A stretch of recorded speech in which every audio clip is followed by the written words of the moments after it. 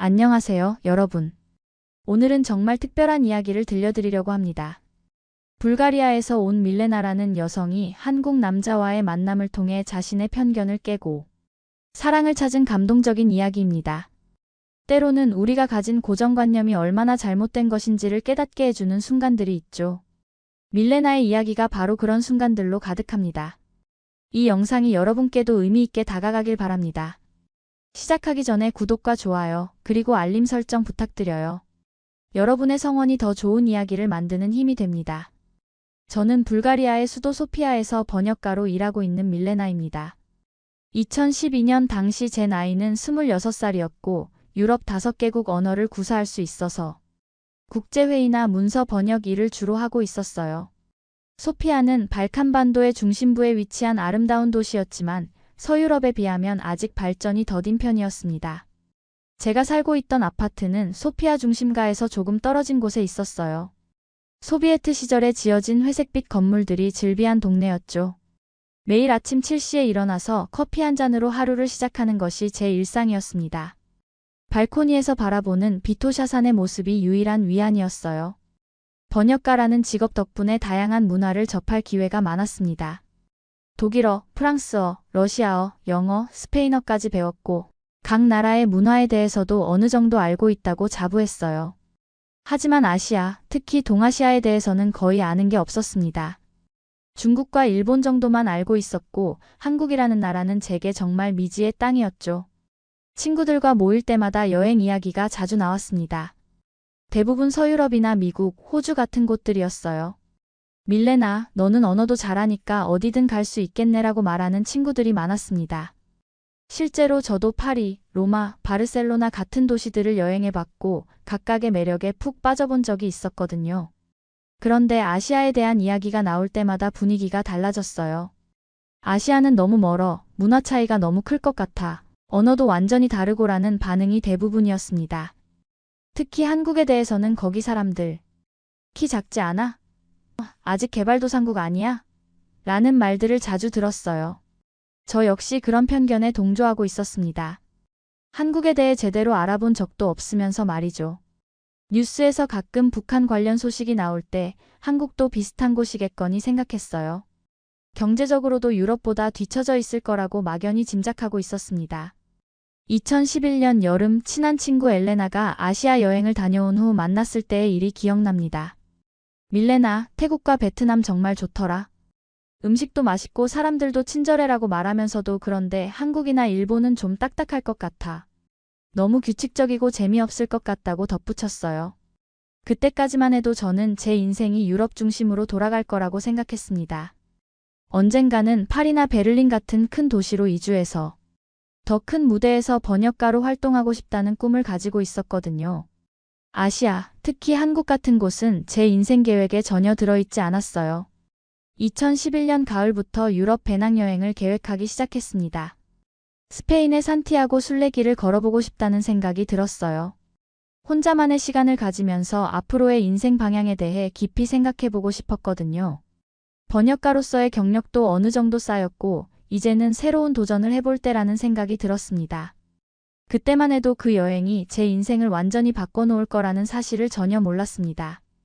더욱이 한국이라는 나라와 한국 사람에 대한 제 모든 편견이 산산조각 날 거라는 것도 상상도 못했어요. 지금 생각해보면 그때의 제가 얼마나 좁은 시각을 가지고 있었는지 부끄럽기도 합니다. 번역가로 일하면서도 항상 무언가 부족함을 느끼고 있었어요. 언어는 배웠지만 그 언어가 담고 있는 문화의 깊이를 정말로 이해하고 있는지 의문이 들었습니다. 특히 아시아 문화에 대해서는 정말 아는 게 없었어요. 서구 중심적인 사고에 익숙해져 있었던 제게 아시아는 여전히 신비롭고 낯선 세계였습니다. 2012년 3월 드디어 스페인 여행을 떠났습니다. 마드리드를 거쳐 세비야에 도착한 것은 늦은 오후였어요. 알함브라 궁전 근처의 작은 게스트하우스에서 묵기로 했는데 배낭여행자들이 많이 찾는 곳이었습니다. 체크인을 마치고 짐을 정리한 후 공용 주방에서 간단한 저녁을 해먹으려고 내려갔어요. 주방은 생각보다 붐볐습니다. 독일에서 온 커플, 프랑스에서 온 혼자 여행하는 여성, 그리고 구석 한쪽에서 혼자 라면을 끓이고 있는 아시아계 남자가 있었어요. 키가 그리 크지 않았지만 어깨가 넓었고 무엇보다 집중해서 요리하는 모습이 인상적이었습니다. 저는 파스타를 끓이면서 슬쩍 그 남자를 관찰했어요. 라면에 야채를 넣고 계란도 올리더니 마지막에는 김치 같은 것도 조금 넣었습니다. 냄새가 독특하면서도 왠지 식욕을 돋우었어요. 그때 그 남자가 저를 향해 미소를 지으며 말을 걸었습니다. 혹시 불가리아에서 오셨나요? 체크인할 때 여권을 보니까 불가리아 국적이던데요. 영어가 매우 유창했습니다. 발음도 자연스러웠고 문법도 정확했어요. 네, 맞아요. 소피아에서 왔어요. 당신은 어디서 오셨는지 물어봐도 될까요? 한국에서 왔습니다. 제 이름은 준영이에요. 한국이라고 하자 제 마음속에 약간의 당황스러움이 스쳤습니다. 그동안 친구들과 나눴던 한국에 대한 이야기들이 머릿속을 스쳐 지나갔거든요. 하지만 준영이라는 사람은 제가 상상했던 것과는 달랐어요. 영어도 능숙하고 요리하는 모습도 세련되어 보였습니다. 저는 밀레나예요. 한국에서 오셨다니 정말 멀리서 오셨네요. 혼자 여행 중이신가요? 제가 묻자 준영이 고개를 끄덕이며 답했습니다. 네, 유럽 배낭여행이 꿈이었거든요. 군 제대하고 대학 졸업한 기념으로 한 달 정도 유럽을 돌아보고 있습니다. 군 제대라는 말에 약간 놀랐어요. 한국에서는 남자들이 군대를 간다는 이야기를 들은 적이 있었지만 실제로 만나보니 신기했습니다. 군대 생활은 어땠나요? 제가 궁금해서 물어보자 준영이 잠시 생각하더니 담담하게 답했어요. 힘들었지만 많은 걸 배웠습니다. 특히 동료들과의 협력이 얼마나 중요한지 알게 됐어요. 그리고 체력도 많이 좋아졌고요. 준영이 웃으면서 팔뚝을 살짝 보여줬는데 확실히 운동을 많이 한 사람처럼 탄탄해 보였습니다. 저녁을 먹으면서 더 많은 이야기를 나눴어요. 준영이는 대학에서 기계공학을 전공했고 유럽 여행이 끝나면 한국으로 돌아가서 취업 준비를 할 계획이라고 했습니다. 제가 번역가라고 하자 매우 관심을 보이더군요. 언어를 배우는 것이 정말 어려운데 5개 국어나 하시다니 대단하세요. 한국어는 어떤 언어인가요? 배우기 어려운가요? 제가 물어보자 준영이 눈이 반짝였습니다. 우리나라 말은 정말 아름다워요. 한글이라는 문자도 세계에서 가장 과학적인 문자 중 하나라고 하고요. 간단한 단어 몇 개 가르쳐 드릴까요? 그렇게 저는 생전 처음으로 한국어를 배우기 시작했습니다. 안녕하세요, 감사합니다, 맛있어요 같은 기초적인 인사말들이었지만 발음이 생각보다 어려웠어요. 준영이는 참을성 있게 여러 번 반복해서 가르쳐 주었습니다. 다음 날 아침, 준영이는 한국식 아침 식사를 만들어서 같이 먹자고 제안했어요. 김치찌개를 간단하게 만들어 볼게요. 한국 사람들이 가장 좋아하는 음식 중 하나예요. 처음에는 김치의 매운맛 때문에 조금 힘들었지만 먹다 보니 중독성이 있더군요. 특히 따뜻한 국물이 아침에 먹기에 정말 좋았습니다. 이렇게 맛있는 음식이 있는지 몰랐어요. 한국 음식이 다 이렇게 맛있나요? 제가 진심으로 감탄하며 묻자 준영이가 뿌듯한 표정을 지었습니다. 김치찌개는 기본이고 불고기, 갈비, 비빔밥. 정말 맛있는 음식들이 많아요. 기회가 되면 한국에 와서 직접 맛보셨으면 좋겠어요. 그때만 해도 제가 정말로 한국을 방문하게 될 거라고는 상상도 못했습니다. 하지만 준영과의 만남을 통해 한국에 대한 첫 번째 긍정적인 인상을 받게 되었어요. 적어도 제가 생각했던 것만큼 낙후된 곳은 아니라는 생각이 들기 시작했습니다. 둘째 날, 준영이가 세비야 시내를 같이 구경하자고 제안했어요. 혼자 여행하는 것도 좋지만 함께 이야기를 나누며 걷는 것도 나쁘지 않을 것 같았습니다. 특히 준영과 대화를 나누면서 한국 문화에 대해 더 많이 알고 싶다는 호기심이 생겼거든요. 세비야 대성당을 함께 둘러보면서 준영이 한국의 전통 건축에 대해 이야기해 주었어요. 한국에도 아름다운 궁궐들이 많아요. 경복궁, 창덕궁, 덕수궁. 각각 다른 매력을 가지고 있죠. 특히 창덕궁은 유네스코 세계문화유산에도 등재되어 있어요. 정말요? 한국에도 그런 역사적인 건물들이 많이 남아있나요? 제가 놀라며 묻자 준영이 조금 씁쓸한 표정을 지었습니다. 안타깝게도 일제강점기와 한국전쟁 때문에 많은 문화유산들이 파괴되었어요. 하지만 지금도 복원 작업을 계속하고 있고 남아있는 건물들도 정말 아름답습니다. 알카사르 궁전을 거닐면서는 한국의 정원 문화에 대해 들었어요. 한국 전통 정원은 자연과의 조화를 중시해요. 인공적으로 꾸미기보다는 자연 그대로의 아름다움을 살리려고 하죠. 비원이라고 불리는 창덕궁 후원이 대표적인 예예요. 준영의 이야기를 들으면서 한국에 대한 제 인식이 조금씩 바뀌기 시작했습니다. 제가 상상했던 것보다 훨씬 깊은 역사와 문화를 가진 나라라는 것을 알게 되었거든요. 특히 자연과의 조화를 중시한다는 철학이 인상적이었어요. 점심시간에는 세비야의 작은 식당에서 스페인 음식을 먹으면서 더 깊은 대화를 나눴습니다. 준영이 한국의 교육 시스템에 대해 이야기해 주었는데 생각보다 체계적이고 경쟁이 치열하다는 것을 알았어요. 한국 학생들은 정말 열심히 공부해요. 대학 입학시험인 수능은 정말 치열하거든요. 그럼 당신도 어릴 때부터 많이 공부했나요? 제가 묻자 준영이 웃으며 답했습니다. 네, 정말 많이 했어요. 새벽까지 공부하는 것은 기본이었죠. 힘들었지만 그 덕분에 좋은 대학에 갈 수 있었어요. 한국 사람들에게 교육은 정말 중요한 가치예요. 오후에는 과달키비르 강변을 걸으면서 한국의 자연 환경에 대해 들었어요. 한국은 삼면이 바다로 둘러싸여 있고 산이 70%를 차지하는 산악국가예요. 사계절이 뚜렷해서 봄에는 벚꽃, 가을에는 단풍이 정말 아름답죠. 와, 그럼 정말 아름다운 나라겠네요. 사진으로라도 보고 싶어요. 제가 말하자 준영이 핸드폰을 꺼내서 사진들을 보여주었습니다. 벚꽃이 만개한 경복궁의 모습, 설악산의 단풍, 제주도의 푸른 바다. 정말 아름다운 풍경들이었어요. 저녁에는 플라멩코 공연을 보러 갔는데 준영이 한국의 전통춤에 대해서도 이야기해 주었어요. 한국에도 아름다운 전통춤이 많아요. 부채춤, 건무, 승무. 각각 다른 매력을 가지고 있죠. 특히 부채춤은 정말 우아하고 아름다워요. 기회가 되면 꼭 보고 싶어요. 한국 문화가 생각보다 정말 다양하고 풍부하네요. 제가 감탄하며 말하자 준영이 기뻐하는 표정을 지었습니다. 한국을 좋게 봐주셔서 감사해요. 많은 외국분들이 한국에 대해 잘 모르시거든요. 그날 밤 게스트하우스로 돌아와서도 대화가 계속 이어졌습니다. 준영이 한국의 현대 문화에 대해서도 설명해 주었어요. 요즘 한국 드라마와 K-팝이 세계적으로 인기가 많아지고 있어요. 아직 유럽에서는 잘 모르실 수도 있지만 아시아에서는 정말 인기가 높아요. 정말요? 한국 가수들이 그렇게 유명한가요? 제가 궁금해하자 준영이 몇 곡을 들려주었습니다. 당시에는 아직 K-팝이 유럽에 본격적으로 알려지기 전이었지만 멜로디가 정말 중독성 있고 좋더군요. 마지막 밤에 준영이 조심스럽게 물어봤어요. 혹시 연락처를 교환할 수 있을까요? 한국에 관심을 가져주셔서 정말 감사했고 기회가 되면 계속 연락하고 지내면 좋을 것 같아서요. 저도 한국에 대해 더 알고 싶다는 생각이 들었기 때문에 기꺼이 연락처를 교환했습니다. 다음 날 아침 준영은 그라나다로 떠났고 저는 세비야에서 하루 더 머물기로 했어요. 헤어지면서 준영이 마지막으로 한 말이 기억납니다. 밀레나, 한국에 대한 편견을 갖지 마세요. 직접 와서 보면 정말 좋은 나라라는 걸 알게 될 거예요.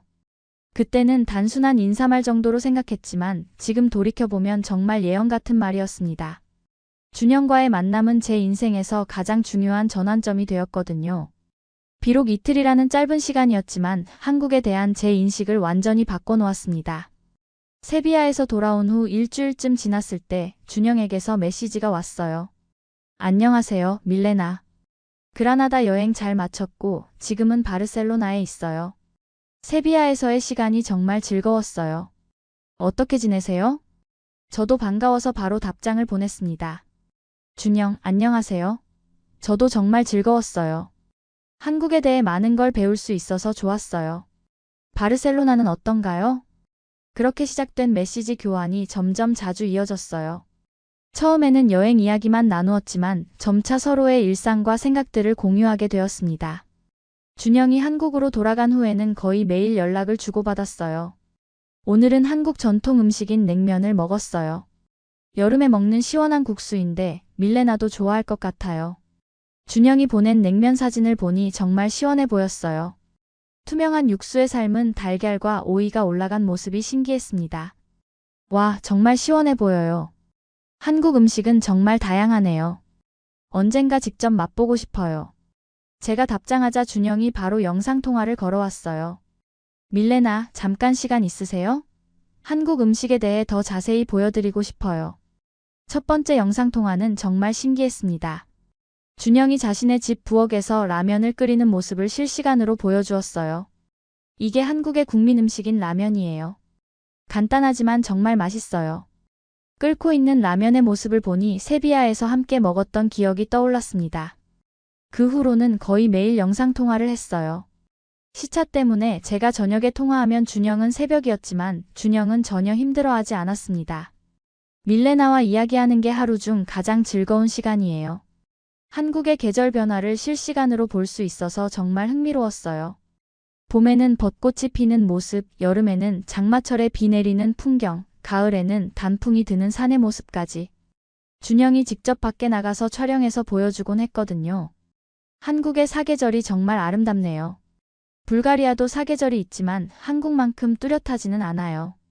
제가 감탄하며 말하자 준영이 웃으며 답했어요. 한국에 오시면 직접 느껴보실 수 있어요.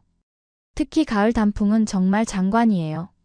몇 달이 지나면서 우리의 관계는 단순한 친구 사이를 넘어서기 시작했습니다. 준영이 취업에 성공했다는 소식을 들었을 때 제가 먼저 축하 영상통화를 걸었어요. 축하해요, 준영. 정말 기뻐요. 고마워요, 밀레나. 당신이 축하해주니까 더욱 기쁜 것 같아요. 준영의 표정에서 진심이 느껴졌어요. 그때부터 저는 준영에 대한 감정이 단순한 호기심을 넘어서고 있다는 것을 깨달았습니다. 어느 날 밤 준영이 조심스럽게 말을 꺼냈어요. 밀레나, 저희가 만난 지 벌써 6개월이 넘었네요. 처음에는 단순히 한국 문화를 알려드리고 싶었는데 지금은 당신 없는 하루가 상상이 안 돼요. 제 마음도 마찬가지였어요. 매일 준영과의 통화가 하루 중 가장 기다려지는 시간이 되어 있었거든요. 저도 그래요, 준영. 당신과 이야기하면서 한국뿐만 아니라 당신이라는 사람에게도 매력을 느끼고 있어요. 그날 밤 우리는 서로의 감정을 솔직하게 털어놓았습니다. 물리적으로는 9,000km 떨어져 있었지만 마음만큼은 가까워져 있었어요. 매일의 영상통화를 통해 서로의 일상을 공유하고 고민을 나누고 꿈을 이야기하면서 진정한 사랑이 싹트고 있었습니다. 하지만 동시에 현실적인 걱정도 생겼어요. 이렇게 먼 거리에서 진정한 연애가 가능할까? 주변 사람들이 이런 관계를 이해해줄까? 특히 한국이라는 나라에 대한 주변의 편견들을 생각하면 앞이 막막했습니다. 2012년 겨울 준영과의 관계가 진지해지면서 가까운 친구들에게 조심스럽게 이야기하기 시작했어요. 처음에는 가장 친한 친구 엘레나에게만 털어놓았습니다. 엘레나, 나 요즘 한국 남자와 연애하고 있어. 엘레나의 첫 반응은 당황이었어요. 뭐라고? 한국? 밀레나, 너 정신 차려. 그 나라가 어떤 곳인지 알기는 해? 엘레나의 반응은 예상했던 것보다 훨씬 강했습니다. 한국은 여전히 가부장적인 사회라고 들었어. 여자들이 많이 차별받는다던데. 그건 옛날 이야기야. 지금은 많이 달라졌어. 준영한테 들어보니까 한국 여성들도 사회에서 활발하게 활동하고 있대. 제가 반박했지만 엘레나는 고개를 저었어요. 밀레나, 너는 너무 순진해. 몇 달 영상통화한 걸로 그 나라를 다 안다고 생각해? 다른 친구들의 반응도 비슷했습니다. 아시아 남자들은 키가 작아서 별로야. 한국 음식은 너무 매워서 유럽 사람 입맛에 안 맞을 거야. 언어 차이는 어떻게 극복할 거야? 라는 말들을 계속 들어야 했어요. 가장 충격적이었던 것은 대학 동기 마르코의 반응이었습니다. 밀레나, 너 정말 미쳤구나. 유럽에 좋은 남자들이 얼마나 많은데. 굳이 아시아까지 가서 남자를 찾아? 게다가 한국은 아직 개발도상국 아니야. 마르코, 한국은 이미 선진국이야. 경제 규모도 세계 10위권이고 기술도 정말 발달했어. 제가 준영에게서 배운 것들을 설명했지만 마르코는 믿지 않았어요. 그런 건 과장된 정보일 거야. 실제로는 많이 뒤처져 있을걸? 심지어 직장 동료들도 비슷한 반응을 보였습니다. 밀레나, 아시아 문화는 우리와 너무 달라. 결혼하면 시댁 식구들과 함께 살아야 한다는데 그런 생활 견딜 수 있어? 상사인 이반 선생님까지도 걱정스러운 표정으로 말씀하셨어요. 가장 마음이 아팠던 것은 가족들의 반응이었습니다. 부모님께 조심스럽게 말씀드렸을 때 아버지는 화를 내셨어요. 밀레나, 네가 지금 뭔 소리를 하는 거냐? 한국이 어떤 나라인지 알기는 하니? 북한이랑 전쟁 중인 나라잖아. 아빠, 한국 전쟁은 60년 전에 끝났어요. 지금은 분단 상태이긴 하지만 남한은 완전히 다른 나라예요. 제가 설명해드렸지만 아버지는 고개를 저으셨어요. 그래도 불안정한 지역이잖니. 거기서 살기에는 너무 위험해. 어머니도 마찬가지였어요. 딸아, 엄마가 젊었을 때는 아시아 남자들이 여자를 무시한다는 이야기를 많이 들었어. 정말 괜찮겠니? 어머니의 걱정스러운 표정을 보니 마음이 정말 아팠어요. 주변의 모든 반대에 부딪히면서 저는 점점 위축되기 시작했습니다. 정말로 제가 잘못된 선택을 하고 있는 건 아닐까? 준영과의 관계를 계속 유지하는 것이 현명한 걸까? 매일 밤 이런 생각들 때문에 잠을 이루지 못했어요. 더 힘든 것은 준영에게 이런 상황을 털어놓기가 어려웠다는 점이었습니다. 한국과 한국 사람에 대한 편견들을 그대로 말하기에는 너무 상처가 될 것 같았거든요. 하지만 준영은 제 표정에서 뭔가 다른 점을 눈치챘어요. 밀레나, 요즘 표정이 좀 어두워 보여요. 혹시 무슨 일 있나요? 준영이 걱정스럽게 물었을 때 저는 더 이상 숨길 수 없다고 생각했습니다. 준영, 사실은 주변 사람들이 우리 관계를 반대하고 있어요. 준영의 표정이 어두워졌어요. 아, 그렇군요. 아마 한국에 대한 편견 때문일 거예요. 사실 저희 부모님도 처음에는 비슷한 반응이셨어요. 외국 여자와의 연애를 그리 달가워하지 않으셨거든요. 정말요? 그럼 준영 부모님도 반대하세요?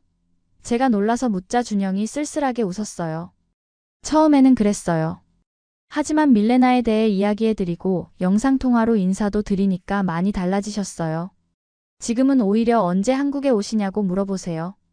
그 말을 들으니 조금 희망이 보였습니다. 하지만 제 주변 상황은 여전히 어려웠어요.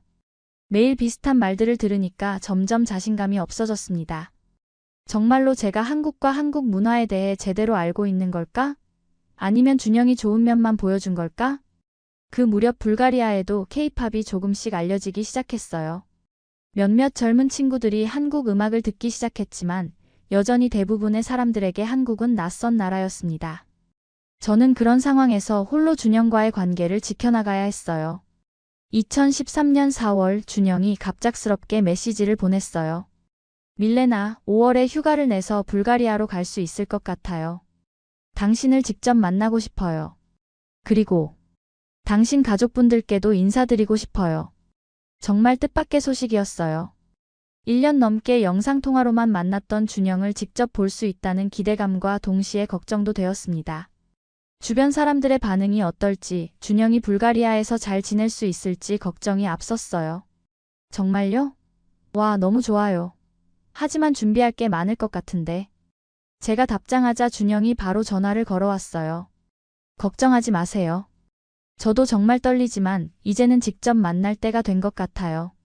그리고 밀레나의 가족분들과 친구들에게 한국과 한국 사람에 대한 올바른 인상을 드리고 싶어요. 준영의 방문 소식을 들은 주변 반응은 여전히 회의적이었어요. 밀레나, 진짜 오는구나. 그런데 직접 보면 실망할 수도 있어. 엘레나가 걱정스럽게 말했어요. 영상으로 보는 것과 실제로 만나는 건 완전히 다르거든. 부모님의 반응은 더 복잡했습니다. 딸아, 그 사람이 정말 온다면 우리가 어떻게 대해야 할지 모르겠어. 어머니가 당황스러워 하셨어요. 아시아 음식도 해본 적 없고 문화도 다를 텐데. 어머니, 걱정하지 마세요. 준영이 한국 음식을 직접 만들어서 대접하겠다고 했어요.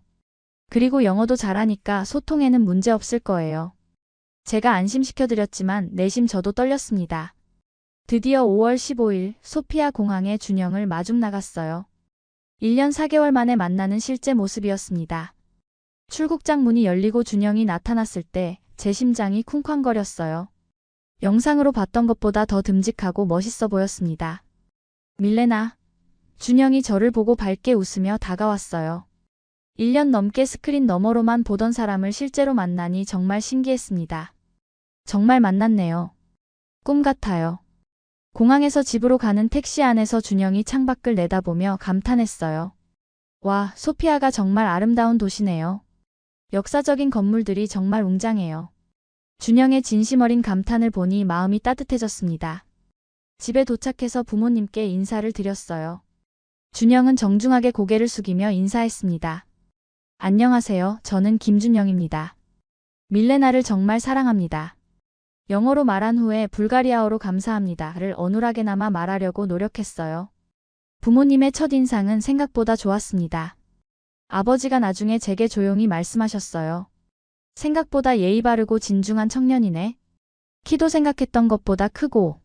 어머니도 정말 성실해 보여라고 말씀하셨어요. 둘째 날 준영이 한국 음식을 만들어서 대접했어요. 불고기, 김치찌개, 계란말이, 그리고 김치를 직접 만들어서 차렸습니다. 부모님이 처음 김치를 드시는 모습이 조금 걱정되었지만 생각보다 좋아하셨어요. 이게 바로 김치구나. 생각보다 맛있네. 아버지가 신기해하시며 말씀하셨어요. 발효 음식이라서 우리 요구르트와 비슷한 면이 있는 것 같아. 준영이 김치의 효능과 만드는 과정을 자세히 설명해 드렸어요. 셋째 날에는 소피아 시내를 함께 돌아다녔습니다. 알렉산드르 네프스키 대성당, 이반 바조프 국립극장, 비토샤대로 등을 구경하면서 불가리아 역사에 대해 설명해 드렸어요. 준영이 정말 진지하게 듣고 질문하는 모습이 인상적이었습니다. 밀레나의 나라는 정말 아름답고 역사가 깊은 곳이네요. 오스만 제국의 지배를 받았지만 독립을 쟁취한 용감한 민족이군요. 준영의 말에 제가 놀랐어요. 미리 불가리아 역사를 공부하고 온 것 같았거든요. 넷째 날 친구들과의 만남이 있었어요. 엘레나를 비롯한 친한 친구 4명과 함께 저녁 식사를 했습니다. 처음에는 어색했지만 준영이 한국 문화에 대해 재미있게 이야기해주니까 분위기가 점점 좋아졌어요. 한국에서는 나이가 많은 사람에게 존댓말을 써야 해요. 그래서 처음 만날 때 나이를 물어보는 경우가 많죠. 준영이 설명하자 친구들이 신기해했어요. 그럼 우리도 한국어로 인사해볼까?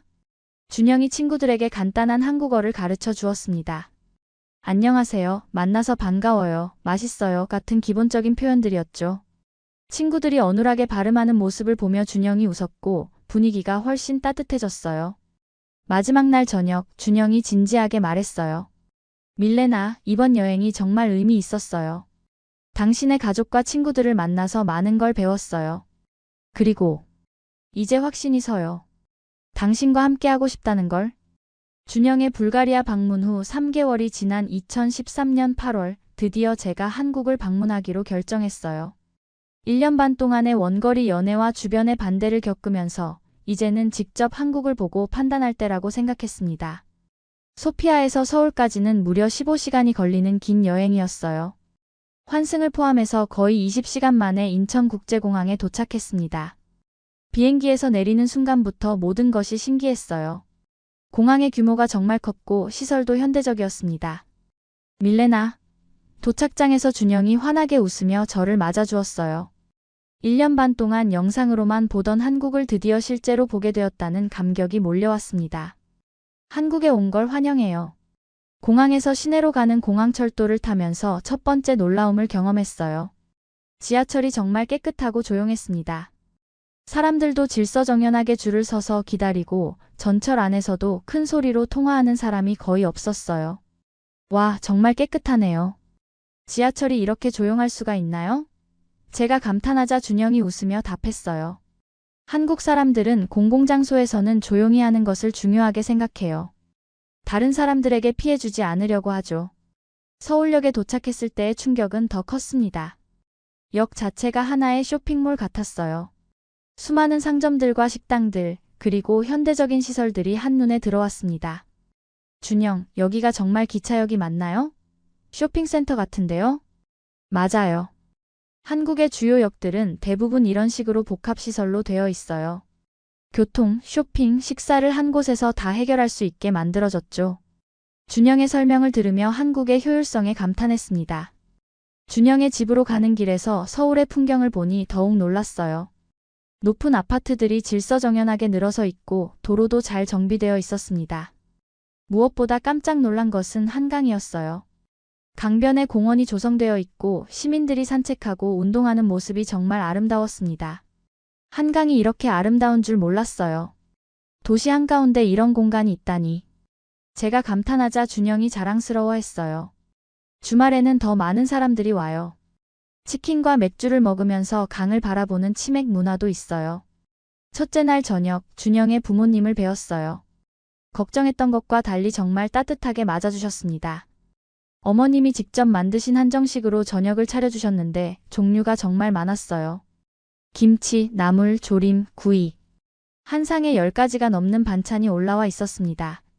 이렇게 많은 음식을. 정말 감사합니다. 제가 어버버하자 어머님이 웃으시며 말씀하셨어요. 멀리서 온 며느리 될 사람에게 이 정도는 해야지. 입맛에 맞을지 모르겠구나. 한국 음식을 본격적으로 먹어본 첫 번째 경험이었는데 정말 놀라웠어요. 매운 것도 있고 달콤한 것도 있고 짠 것도 있고 새콤한 것도 있었습니다. 하나하나 다른 맛이었지만 전체적으로는 조화를 이루고 있었어요. 어머님, 이 음식 이름이 뭐예요? 제가 하나하나 물어보자 어머님이 자세히 설명해 주셨어요. 이건 시금치나물이고 저건 도라지 무침이야. 이건 멸치볶음이고. 각 음식에 담긴 의미와 효능까지 설명해 주셨습니다. 둘째 날부터는 본격적으로 서울 관광을 시작했어요. 경복궁을 첫 방문지로 정했는데 궁궐의 웅장함에 정말 놀랐습니다. 특히 근위병 교대식을 보는데 정말 인상적이었어요.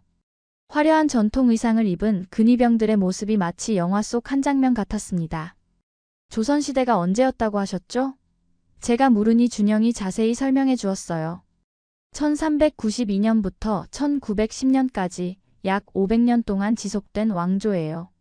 유럽으로 치면 중세 후기부터 근세까지의 시기죠.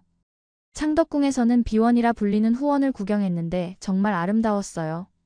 자연과 인공이 조화를 이루는 한국 전통 조경의 아름다움을 직접 느낄 수 있었습니다. 자연을 거스르지 않고 함께 어우러지게 만든 정원이네요. 셋째 날에는 인사동과 명동을 둘러봤어요. 인사동의 전통 문화와 명동의 현대적인 쇼핑 문화가 한 도시 안에 공존하는 모습이 정말 신기했습니다. 전통과 현대가 이렇게 자연스럽게 어우러질 수 있구나 하는 생각이 들었어요. 명동에서 본 한국의 패션과 뷰티 문화도 인상적이었습니다. 화장품 가게마다 사람들로 북적거렸고 한국 화장품의 품질이 정말 좋다는 것을 알 수 있었어요. K-뷰티가 이렇게 발달한 이유를 알겠어요. 넷째 날에는 부산으로 KTX를 타고 내려갔어요. 고속철도의 속도와 편안함에 또 한 번 놀랐습니다. 2시간 30분 만에 서울에서 부산까지 도착하다니 정말 대단한 기술이었어요. 해운대 해수욕장에서 본 바다는 정말 아름다웠어요. 도심과 바다가 이렇게 가까이 있는 것도 신기했고 해변가에 늘어선 고층 건물들의 모습도 인상적이었습니다. 한국에 이런 아름다운 해변이 있는 줄 몰랐어요. 5일차에는 경주로 가서 불국사와 석굴암을 봤어요. 1500년 된 불교 문화재들을 보면서 한국 문화의 깊이를 느낄 수 있었습니다. 이런 문화재들이 이렇게 잘 보존되어 있다니. 마지막 날 서울로 돌아와서 남산타워에 올랐을 때 한국에 대한 제 인식이 완전히 바뀌었다는 것을 깨달았어요. 서울 전체가 내려다보이는 풍경을 보면서 이 나라가 얼마나 발전했는지, 얼마나 아름다운지 실감할 수 있었습니다. 한국에서의 일주일은 제 인생에서 가장 의미 있는 시간이었어요. 불가리아로 돌아가는 비행기 안에서 저는 이미 마음을 정하고 있었습니다. 준영과 결혼해서 한국에서 살고 싶다는 확신이 서더군요. 소피아 공항에 도착했을 때 엘레나가 마중 나와 있었어요. 밀레나, 어땠어? 한국 여행. 실망하지 않았어? 엘레나의 기대 섞인 질문에 저는 환한 미소로 답했습니다. 엘레나, 정말 놀라운 나라였어. 내가 가진 편견이 얼마나 잘못되었는지 깨달았어. 집으로 돌아와서 부모님께 한국 여행 이야기를 자세히 말씀드렸어요. 사진들을 보여드리면서 한국의 발전된 모습, 아름다운 문화, 그리고 준영 가족의 따뜻함에 대해 이야기했습니다. 부모님의 표정이 점점 진지해지더군요. 딸아, 그럼 한국이 정말 우리가 생각했던 것과 다른 나라구나. 아버지가 감탄하며 말씀하셨어요. 이 사진들만 봐도 정말 현대적인 도시네. 어머니도 준영이 부모님이 정말 좋은 분들 같다고 말씀하셨습니다. 며칠 후 저는 용기를 내서 가장 중요한 이야기를 꺼냈어요. 부모님, 저 준영과 결혼하고 싶어요. 그리고 한국에서 살고 싶어요. 부모님의 표정이 복잡해지더군요. 예상하고 있었던 이야기이긴 했지만 막상 들으니 당황스러우셨나 봐요. 딸아, 정말 신중하게 생각해봐. 결혼은 인생에서 가장 중요한 결정 중 하나야. 아버지가 진중하게 말씀하셨어요. 한국이 좋은 나라라고 해도 네가 평생 살 곳을 정하는 건 다른 문제야. 어머니는 더 현실적인 걱정을 하셨어요. 언어 문제는 어떻게 해결할 거니? 한국어를 배우는 게 쉽지 않을 텐데. 그리고 일자리는 찾을 수 있을까? 정말 중요한 지적들이었습니다. 어머니, 제가 번역가잖아요. 한국에서도 영어나 유럽 언어 번역 일을 할 수 있을 거예요. 그리고 한국어도 열심히 배워서 나중에는 한국어 강사도 할 수 있을 것 같아요. 제가 나름대로 계획을 설명드렸어요. 친구들을 설득하는 것은 더 어려웠습니다. 엘레나는 여전히 걱정스러워했어요. 밀레나, 일주일 여행으로 그 나라를 다 안다고 생각하는 건 아니지? 실제로 살아보면 다를 수도 있어. 엘레나, 나도 그런 걱정을 했어. 하지만 준영과 1년 반 동안 매일 대화하면서 한국 생활에 대해 많이 들었어. 그리고 직접 가서 확인해봤고, 저는 한국에서 찍은 동영상들을 친구들에게 보여주며 설득했어요. 마르코는 여전히 의심스러워했습니다. 밀레나, 혹시 그 사람이 너에게 좋은 면만 보여준 건 아닐까? 한국의 어두운 면은 숨기고 말이야.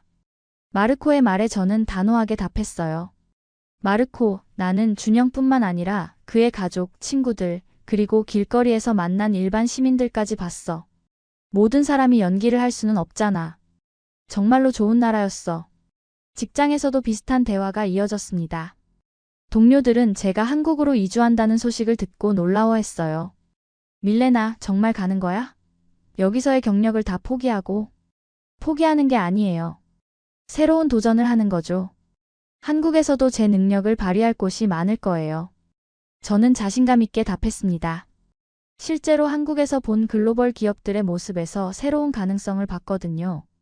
몇 주에 걸친 설득 과정을 통해 주변 사람들도 점점 제 결정을 받아들이기 시작했어요. 특히 제가 보여준 한국의 실제 모습들이 그들의 편견을 바꾸는데 큰 역할을 했습니다. 부모님이 마지막으로 말씀하셨어요. 딸아, 네가 정말 행복할 수 있다면 우리는 지지할게. 하지만 힘들면 언제든 돌아와. 여기는 항상 내 집이니까. 부모님의 따뜻한 지지에 눈물이 났어요. 2013년 11월 드디어 준영에게 결혼하고 싶다는 제 마음을 전했어요. 준영, 나 한국에서 당신과 함께 살고 싶어요. 결혼해요. 영상통화 너머로 준영의 눈에 눈물이 맺히는 게 보였어요. 밀레나, 정말요? 와, 꿈 같아요. 네, 결혼해요. 준영의 기쁨에 찬 대답을 들으며 저는 제 인생에서 가장 올바른 결정을 했다는 확신이 들었습니다. 2014년 5월 드디어 준영과의 결혼식이 열렸습니다. 불가리아와 한국 양국에서 모두 결혼식을 올리기로 했어요. 먼저 4월에 소피아에서 불가리아식 결혼식을, 그리고 5월에 서울에서 한국식 결혼식을 올렸습니다. 소피아에서의 결혼식에는 준영이 가족들과 함께 와주었어요. 준영의 부모님, 형님 가족까지 총 6명이 불가리아를 방문하셨습니다. 처음에는 언어 소통이 걱정되었지만 준영이 통역을 해주고 제가 배운 한국어로 대화하니까 생각보다 잘 지냈어요.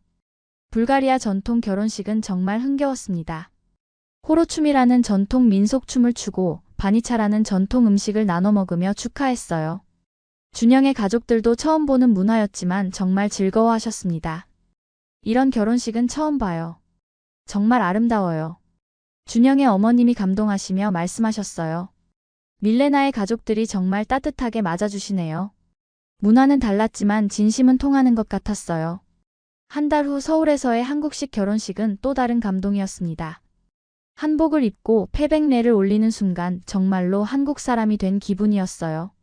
시부모님께 큰절을 드리며 앞으로 잘 부탁드립니다 라고 한국어로 인사드렸을 때 시어머님이 눈물을 흘리셨어요. 우리 며느리 정말 예쁘다. 한국말도 이렇게 잘하고. 시어머님이 제 손을 꼭 잡으시며 말씀하셨어요.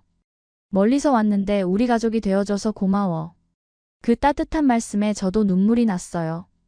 결혼 후 본격적인 한국 생활이 시작되었어요. 처음 몇 달은 정말 어려웠습니다. 한국어 실력이 일상 대화에는 부족했고 관공서 업무나 복잡한 일들은 준영의 도움 없이는 힘들었어요. 하지만 한국 사람들의 친절함이 정착에 큰 도움이 되었어요. 동네 아줌마들이 반찬을 나눠주시고 마트에서 만난 이웃분들이 저를 외국 며느리로 따뜻하게 챙겨주셨어요. 어머, 외국에서 온 새댁이네. 한국 생활 힘들지? 한국어 공부에 정말 열심히 매달렸어요. 한국어 학원에 등록해서 체계적으로 배우면서 동시에 드라마를 보고 뉴스를 들으며 실생활 한국어를 익혔습니다. 6개월 정도 지나니까 기본적인 의사소통은 자유롭게 할 수 있게 되었어요. 일자리를 찾는 것도 생각보다 어렵지 않았어요. 외국계 기업에서 영어 번역과 유럽 시장 진출 업무를 담당하게 되었습니다. 제가 가진 5개 국어 능력과 유럽 문화 지식이 한국에서 큰 강점이 되었어요. 1년이 지나면서 한국 생활에 완전히 적응했습니다. 한국 음식도 직접 만들 수 있게 되었고 김치도 담글 수 있게 되었어요. 시어머님이 이제 완전 한국 사람 다 됐네라고 웃으시며 말씀하셨습니다. 2015년에는 불가리아 가족들이 한국을 방문했어요. 부모님과 엘레나가 일주일 동안 머물면서 제가 살고 있는 한국을 직접 보셨습니다. 그들의 반응은 정말 놀라웠어요. 밀레나, 정말 좋은 선택을 했구나. 아버지가 서울의 야경을 보시며 말씀하셨어요. 이런 멋진 도시에서 살고 있다니 정말 자랑스러워. 어머니도 한국 사람들이 정말 친절해. 준영이도 좋은 사람이고. 엘레나는 더욱 직접적으로 표현했어요. 밀레나, 미안해. 내가 한국을 너무 편견으로 봤었네. 정말 멋진 나라야. 너의 선택이 정말 옳았어. 가장 가까운 친구의 인정을 받으니 정말 기뻤어요. 2016년에 첫 아이를 임신했을 때는 정말 행복했어요.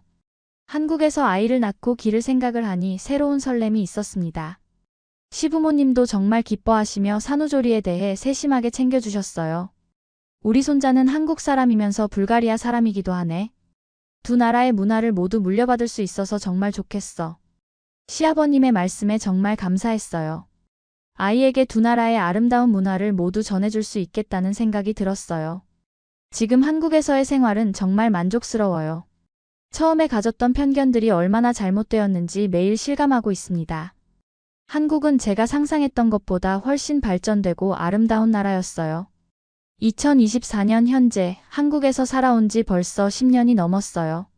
지금 저희 가족은 서울 강남에 있는 아파트에서 행복하게 살고 있습니다. 9살이 된 딸 소피아와 7살 된 아들 알렉스는 한국어와 불가리아어를 모두 유창하게 구사하는 글로벌 아이들로 자라고 있어요. 제가 한국 생활에서 가장 놀란 점은 교육 시스템이었어요. 아이들이 다니는 학교의 시설과 교육 프로그램을 보면 정말 체계적이고 선진적이라는 생각이 들어요. 엄마, 오늘 학교에서 로봇 만들기 수업했어. 소피아가 신나게 이야기하는 모습을 보면 한국의 교육 수준을 실감하게 됩니다. 직업적으로도 큰 성장을 이뤘어요. 현재는 글로벌 교육 컨설팅 회사에서 유럽 진출 팀장으로 일하고 있습니다. 제가 가진 언어 능력과 문화 지식이 한국 기업들의 유럽 진출에 큰 도움이 되고 있어요. 밀레나 팀장님 덕분에 독일 시장 진출이 성공적이었습니다. 준영도 지금은 대기업 해외사업부 차장이 되어 한국과 유럽 간의 비즈니스 교류 업무를 담당하고 있어요. 저희 부부가 함께 두 대륙을 잇는 다리 역할을 하고 있는 셈이죠. 당신 덕분에 유럽 문화를 깊이 이해하게 되어서 일도 훨씬 수월해졌어. 몇 년 전부터는 유튜브 채널도 운영하고 있어요. 밀레나의 한국 이야기라는 채널에서 외국인의 시각으로 본 한국 문화를 소개하고 있습니다. 구독자가 50만 명을 넘어서면서 많은 외국인들이 한국에 관심을 갖는 데 기여하고 있다고 생각해요. 밀레나님 영상 보고 한국에 대한 편견이 많이 사라졌어요. 저도 한국 여행 계획하고 있어요. 라는 댓글들을 볼 때마다 정말 뿌듯해요. 제가 겪었던 편견의 벽을 다른 사람들도 넘어설 수 있도록 도와주고 있다는 생각이 들거든요. 2019년에는 한국 국적을 취득했어요. 불가리아 국적을 포기하지 않고 이중 국적이 가능했거든요. 한국 여권을 처음 받았을 때의 감동은 정말 잊을 수 없어요. 이제 정말 한국 사람이 됐구나 하는 실감이 났습니다. 가족들과의 관계도 정말 좋아요. 불가리아 부모님은 매년 한국을 방문해서 한 달씩 지내시고 저희도 1년에 한 번은 불가리아를 방문해요. 아이들이 할머니, 할아버지와 불가리아어로 대화하는 모습을 보면 정말 행복해요. 시부모님과도 이제는 진짜 친딸 같은 사이가 되었어요. 시어머님은 밀레나가 우리 집에 온 게 정말 큰 복이야 라고 하시고 시아버님은 외국 며느리가 이렇게 한국 문화를 사랑할 줄 몰랐어 라고 말씀하세요. 친구들의 인식 변화도 놀라워요. 엘레나는 작년에 한국을 다시 방문해서 일주일 동안 지냈는데 밀레나, 한국이 정말 멋진 나라구나. 나도 한국어 배우고 싶어 라고 하더군요. 마르코도 너의 선택이 정말 옳았다.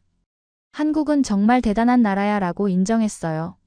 한국에서 만난 외국인 친구들과도 좋은 관계를 유지하고 있어요. 원래 모임을 통해서 각국의 문화를 나누고 한국 생활의 경험을 공유하고 있습니다. 밀레나 언니 덕분에 한국 생활이 훨씬 수월해졌어요 라는 후배들의 말을 들으면 보람을 느껴요. 최근에는 한국 문화를 주제로 한 책을 출간했어요. 불가리아 여자가 본 한국이라는 제목으로 제가 경험한 한국 생활의 모든 것을 담았습니다. 베스트셀러가 되면서 많은 강연 요청도 받고 있어요. 처음에 한국에 대해 가졌던 편견이 얼마나 잘못되었는지 깨달았습니다. 한국은 정말 아름다운 나라이고 한국 사람들은 따뜻한 마음을 가진 분들이에요. 강연에서 항상 하는 말인데 정말 진심에서 우러나오는 말이에요.